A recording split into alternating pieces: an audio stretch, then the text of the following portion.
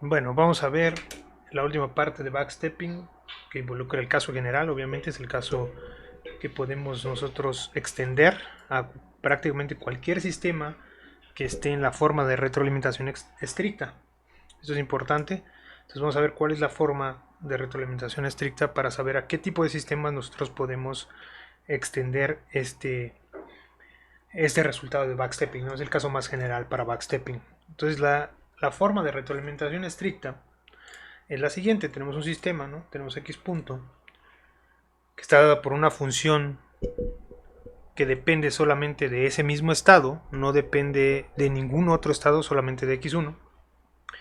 G1 que depende también únicamente de ese estado y está multiplicada por x2. Luego nos vamos a x2 punto, la dinámica de x2 punto está dada por una función f2 que depende de estos dos estados que están acá y g2 que igual depende de ese estado y el anterior y multiplica de forma afín a x3. Cuando digo forma afín quiere decir que estos igual x2 aquí con respecto a g1, x3 con respecto a g2 y así nos vamos a ir.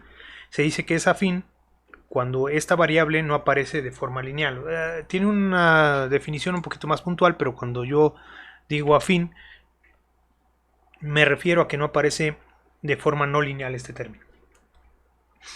x3 punto, entonces x3 punto, bueno, es una función f3 que depende de los tres estados de x3 y los dos anteriores, más g3 que es una función que igual depende de x3 y los dos anteriores y va multiplicado por x4. Y así nos vamos, ¿no? Entonces aquí lo interesante es que aparece como de esta forma, como una especie de escalera, ¿sí? Y las funciones no dependen de los estados posteriores, solo dependen del estado en el que estamos y los anteriores. Entonces así nos vamos hasta xn, ¿no? Xn pues es una función fn que depende de todos, ahora sí de todos los estados, más gn que depende de todos los estados y ahora sí aparece 1. Esta es la forma de retroalimentación estricta. Lo importante aquí es el hecho de que estén algunas variables o los estados multiplicando de forma afín a estas funciones no lineales que aparecen acá. Entonces eso nos permite ir construyendo con el backstepping, ¿no? Nos vamos a ir extendiendo las funciones para ir controlando estado a estado, integrando por medio de la misma dinámica del sistema y de la solución del sistema nuestro control, ¿no? Y modificar las variables. Ok, entonces para el backstepping específicamente pues tenemos esta estructura, ¿no? Vamos a tener siempre eta. Eta pues van a ser las variables que no son nuestro control, sino las variables a controlar. Entonces eta punto es una función f de eta más g de eta por g. G va a ser nuestro control virtual, por así decirlo, o la integral del control que vamos a diseñar. Entonces g punto pues es una dinámica, depende de una función f subíndice a, que esa función f subíndice a depende de eta y de g, ¿sí? O sea, depende de esta parte y de esta parte, y ga es otra función que depende de eta y de g, y eso va multiplicado por nuestro control real. Entonces aquí nada más es importante recalcar que eta pues es un vector n-1 dimensional y g es un escalar. Digamos que separamos el sistema, por así decirlo, en el último renglón y todos los demás son eta y el último estado, ese va a ser g. En este caso así sería. Acá lo voy a volver a escribir para explicarlo nuevamente y para que se vea más clara la notación. Eta punto nuevamente son los estados, es lo mismo, nada más lo volví a escribir. Eta es el vector n-1 dimensional y g es el último estado, que va a funcionar como nuestro control para los demás estados. F y G o G y F pues son funciones suaves, ya sabemos que van de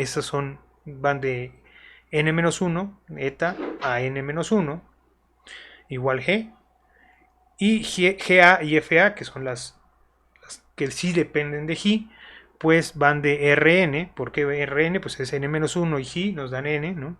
En realidad aquí la notación debería ser Rn-1 cruz R y va R, sería más propia esa notación. En el primer argumento es un vector n-1 dimensional y en el segundo es uno escalar y eso nos da un escalar. Ok, entonces ahora sí podemos elegir ¿no? La diferencia entre este sistema y el que teníamos en el video anterior era que en el video anterior no teníamos estas, FA era 0 y GA era 1. Es un caso particular, ¿no? Si recuerdan, G punto era igual a U en el caso anterior. Entonces, en realidad aquí es lo mismo si yo, recordando que esta es una función escalar, yo divido, ¿no? Yo selecciono U de tal manera que si yo divido esto entre GA, pues se cancela, ¿no? Y si yo propongo una UA, ¿no? Menos FA, al momento de sustituir esta U aquí, ¿qué me va a quedar? Me va a quedar esto igual a UA. Si yo sustituyo esta U aquí, me va a quedar a U subíndice A, que es prácticamente lo mismo que teníamos antes.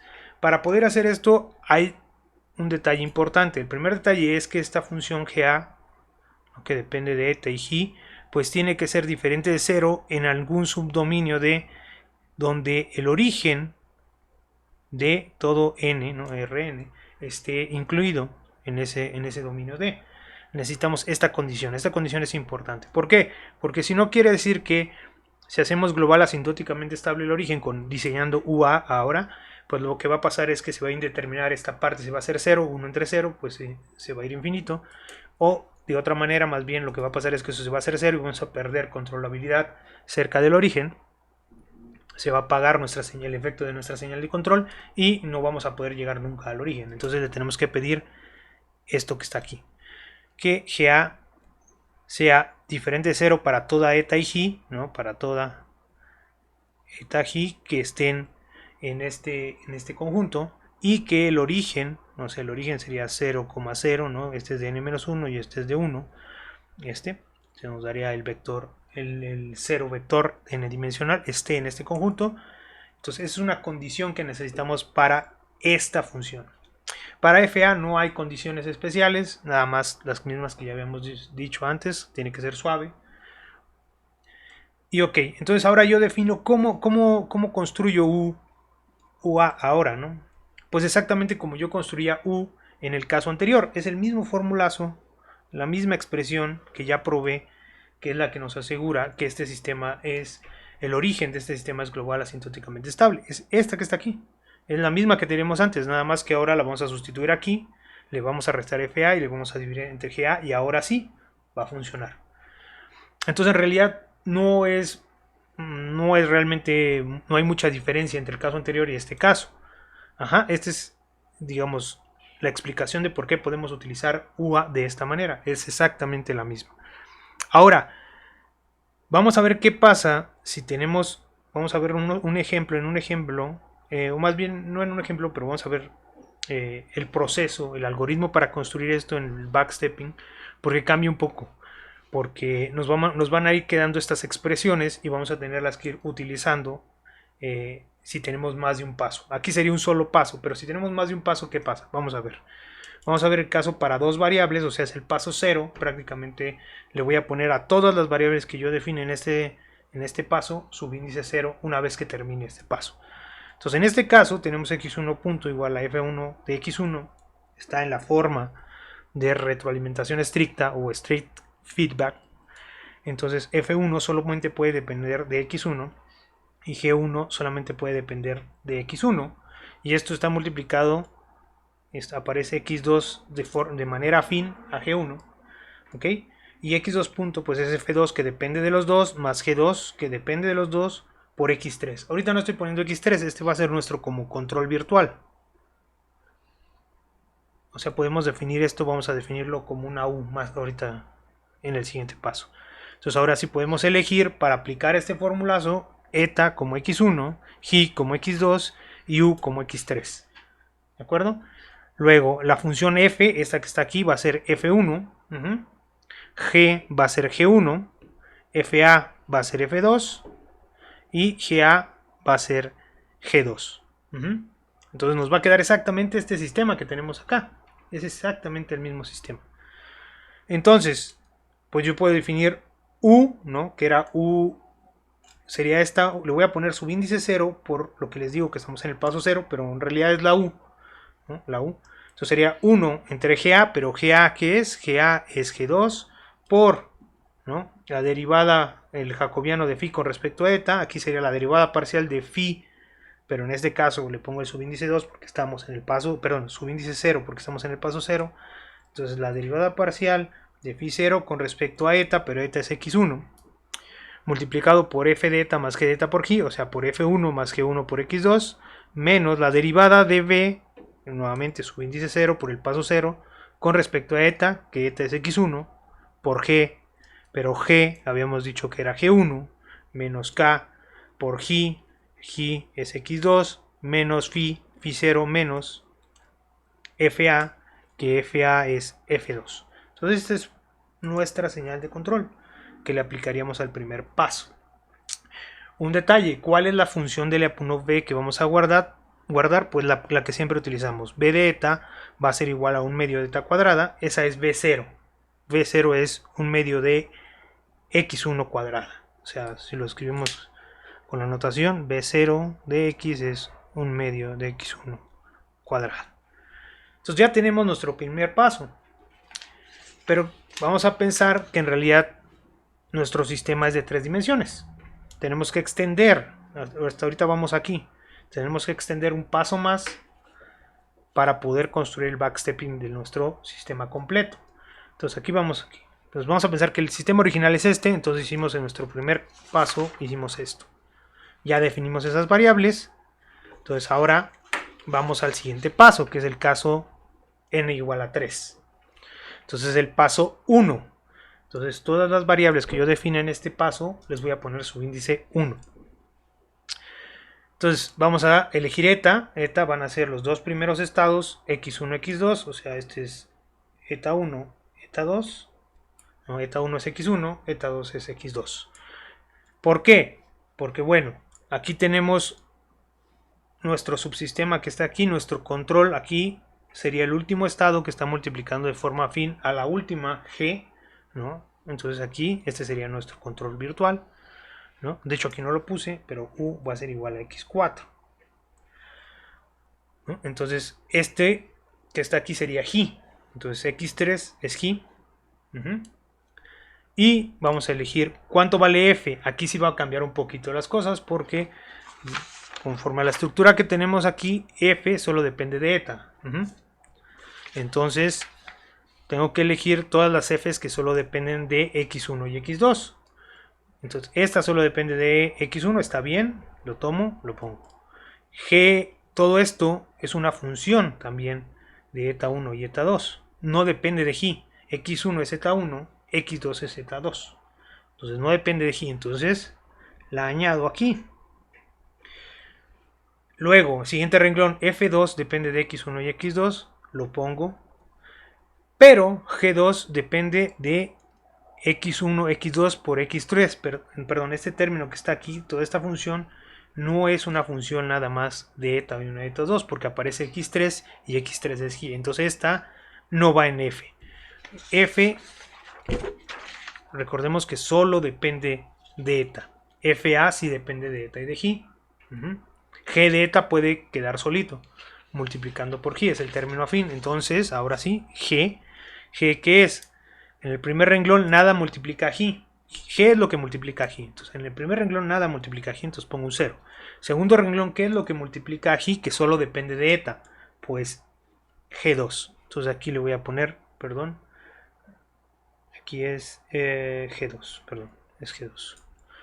Es g2, porque es lo que multiplica a g, que es x3. Luego, fa, pues es una función que depende de eta y de g. Es esta que está aquí, no hay pierde. Igual g3 es una función que depende de eta y de g. Es esta que está acá. Y pues nuestra u va a ser el término afín a g3 o a ga. De acuerdo. Entonces ahora pues ya tengo todo otra vez. Nuevamente lo único que tengo que hacer es aplicar el formulazo que tenía acá. O aplicar la expresión, completar la expresión. UA que es igual a 1 entre GA por UA menos FA.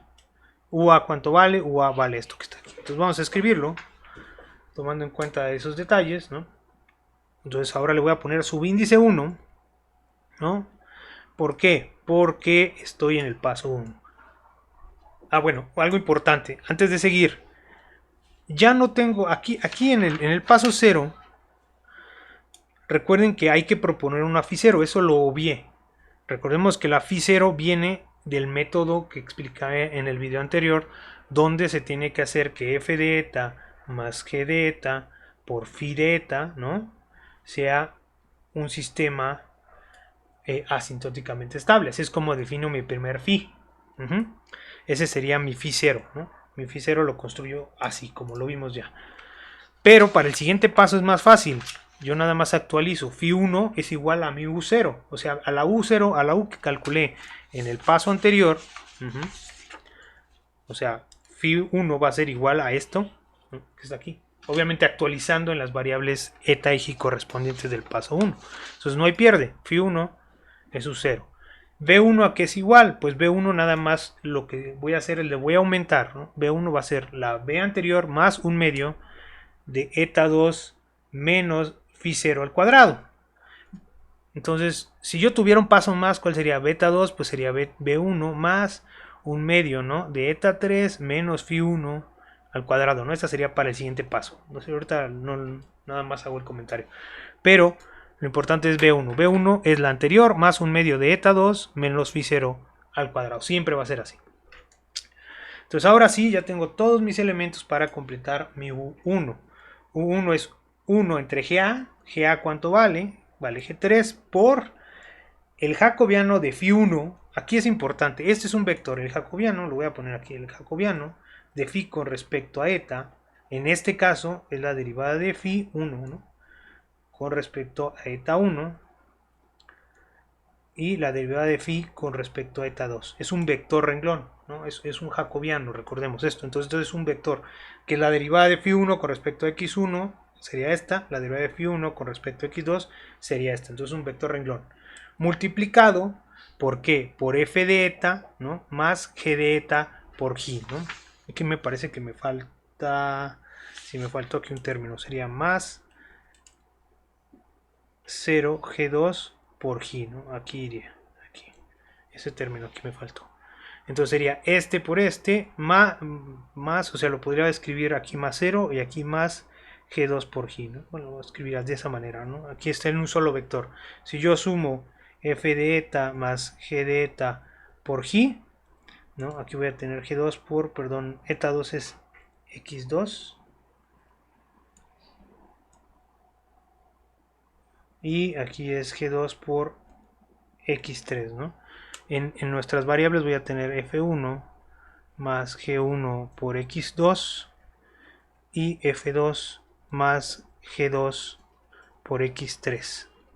En realidad es lo mismo, ¿no? Si yo sumo F de eta más G de eta, F de eta que es igual, F de eta es esto que está aquí, cambiándole los nombres, eta 2 es X2, ¿no? Entonces aquí está. Y el de abajo es F2. Y si yo sumo este con este por G, pues nada más me va a aparecer G es X3, entonces nada más me va a aparecer G2 más X3. Entonces este es este término que está aquí. Menos la derivada de mi función actual, que es la derivada de B1, que en realidad es el jacobiano, ¿no? Es el jacobiano de B1 con respecto a eta, ¿no? Entonces es el jacobiano de B1 con respecto a X1 y X2 nuevamente.